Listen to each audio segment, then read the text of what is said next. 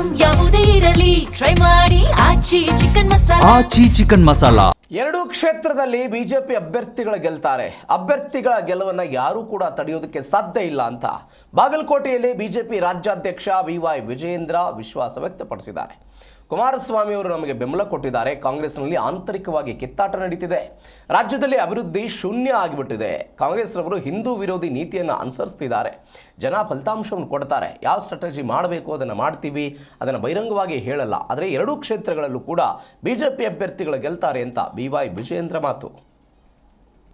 ಹಿಂದೂ ವಿರೋಧಿ ಬಾಗಲಕೋಟೆ ಆಗಲಿ ದಾವಣಗೆರೆ ದಕ್ಷಿಣ ವಿಧಾನಸಭಾ ಕ್ಷೇತ್ರದಲ್ಲಿ ಎರಡೂ ಕ್ಷೇತ್ರದಲ್ಲೂ ಕೂಡ ಭಾರತೀಯ ಜನತಾ ಪಾರ್ಟಿಯ ಅಭೂತ ಗೆಲುವನ್ನು ಯಾರೂ ಕೂಡ ತಡೆಯೋದಕ್ಕೆ ಸಾಧ್ಯ ಇಲ್ಲ. ಜನರಿಗಾಗಲೇ ಮನಸ್ಸು ಮಾಡಿದ್ದಾರೆ, ನಿರ್ಧಾರ ಮಾಡಿದ್ದಾರೆ. ರಾಜ್ಯ ಸರ್ಕಾರದ ಅಭಿವೃದ್ಧಿ ಶೂನ್ಯ ಸರ್ಕಾರ ಇವತ್ತು ರಾಜ್ಯದ ಜನ ನೋಡ್ತಾ ಇದ್ದಾರೆ. ಮತ್ತೊಂದು ಕಡೆ